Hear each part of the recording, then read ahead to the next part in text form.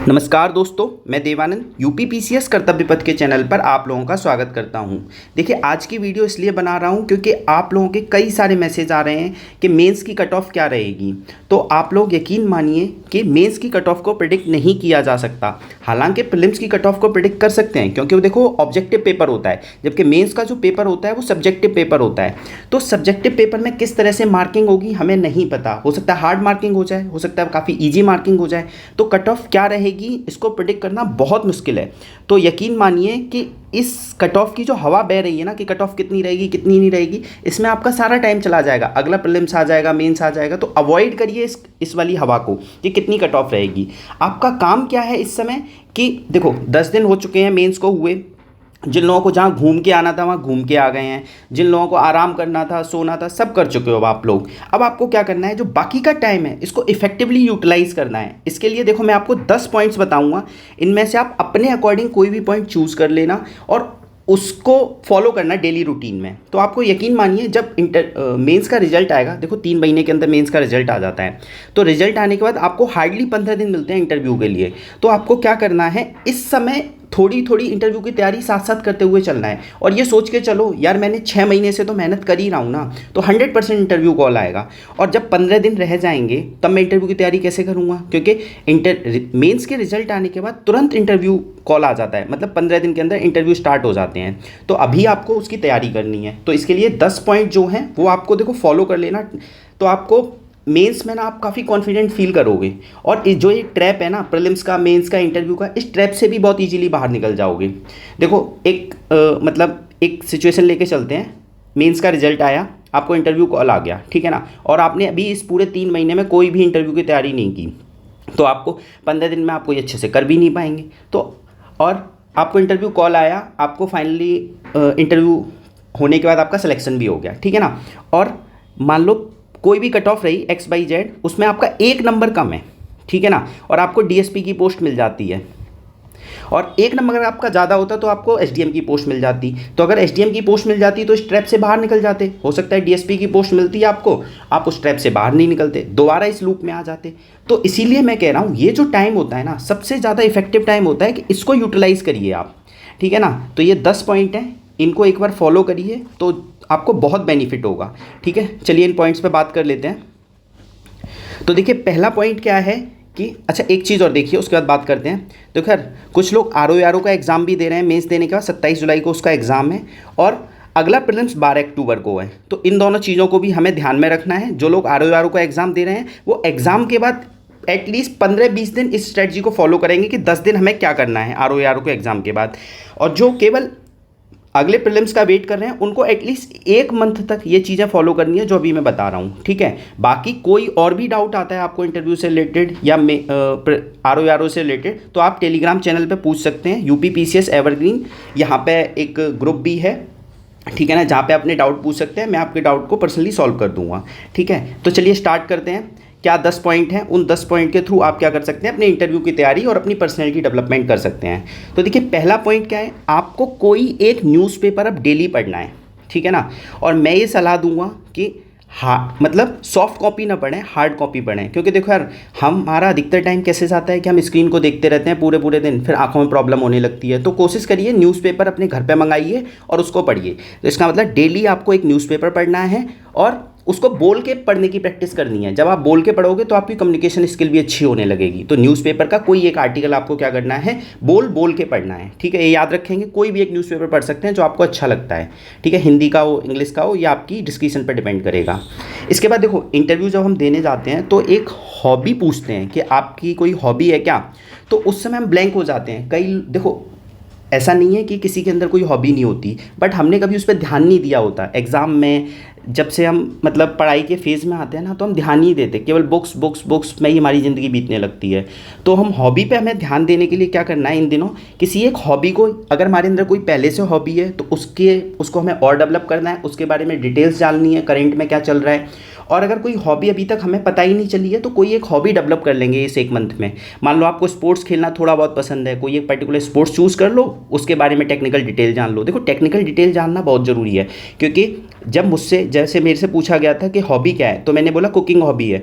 तो उन्होंने मेरे से इवन ये पूछा था गाय के दूध, घी, बटर, पनीर में क्या पसंद, पनीर में क्या डिफरेंस होता है, ठीक है ना।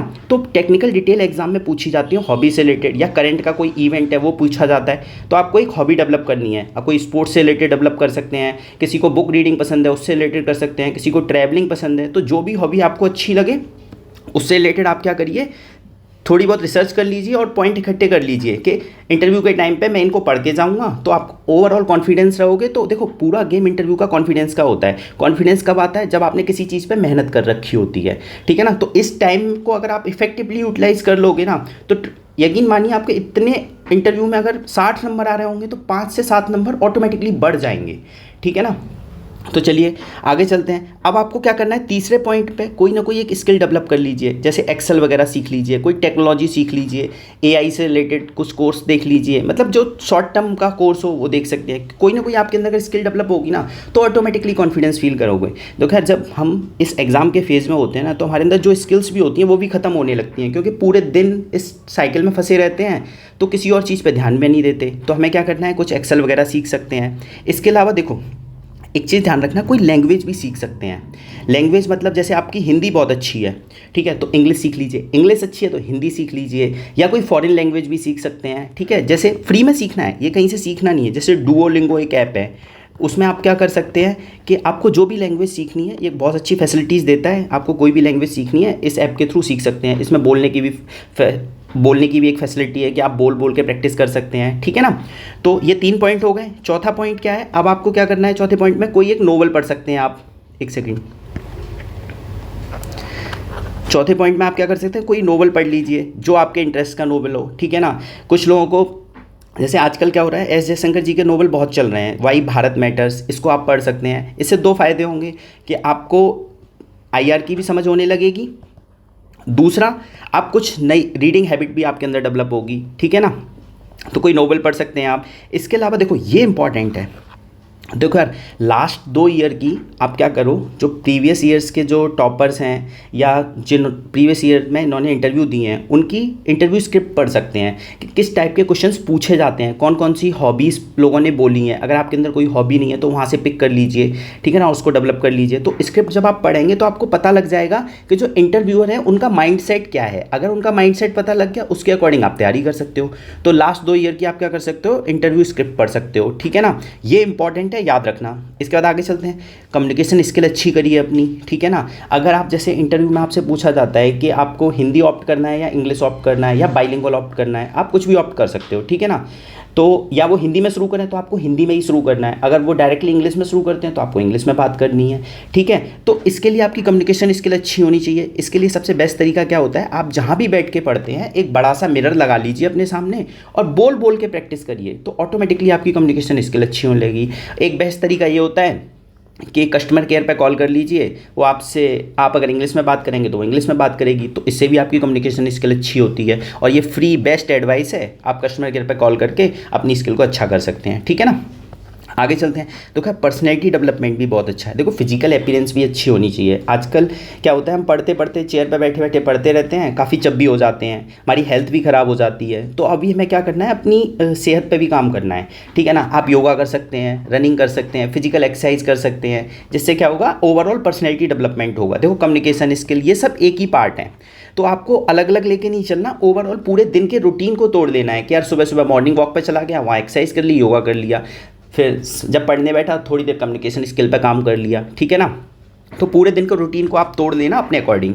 आगे चलते हैं। अब देखिए ये इंपॉर्टेंट है, आप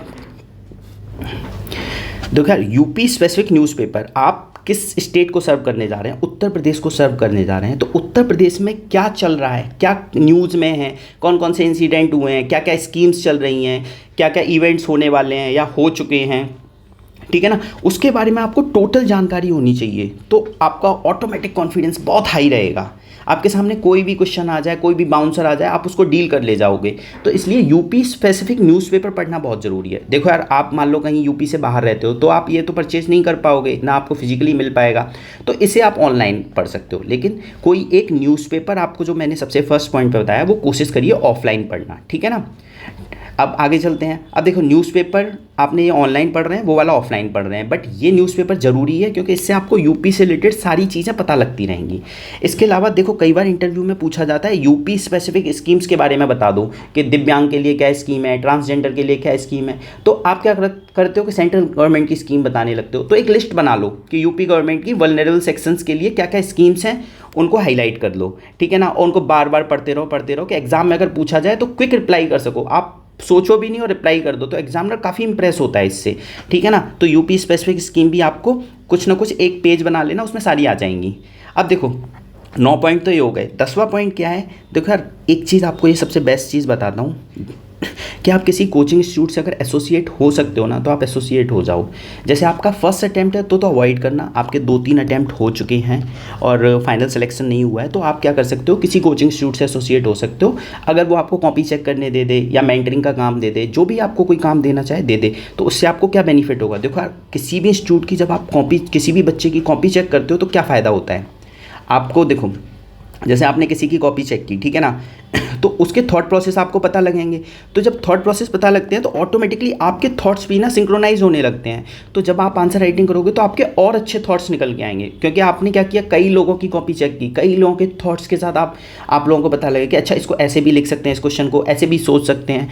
तो अगर कॉपी चेक का काम मिल रहा है कहीं आपको, तो आप उसको अडॉप्ट कर लेना। देखो फर्स्ट और सेकेंड अटैम्प्टर वाले इसको अवॉइड करें, जिनके 3-4 अटैम्प्ट हो चुके हैं वो पक्का इसको करें, बहुत बेनिफिट मिलेगा और फाइनल सिलेक्शन से जो आप दूर रह रहे हो वो भी पूरा हो जाएगा, ठीक है ना। और ये सारी चीज़ें ना आपको एटलीस्ट 1 मंथ तक करनी है। उसके बाद फिर आप फाइनली क्या करोगे, आप फुल फ्लैश प्रीलिम्स में दोबारा लग जाओगे, क्योंकि रिजल्ट तो आया नहीं होगा, तो प्रीलिम्स 2025 में आप दोबारा लग जाओगे। तो उसके लिए फिर आगे बात कर लेंगे। बाकी ध्यान रखना, और किसी को फिर भी कोई डाउट रह जाता है तो टेलीग्राम चैनल ज्वाइन कर लें, मैं यहाँ कमेंट में पिन कर दूंगा। बाकी कोई डाउट हो आप वहाँ पे पूछ लेना, ठीक है। Thank you so much, all the best, take care.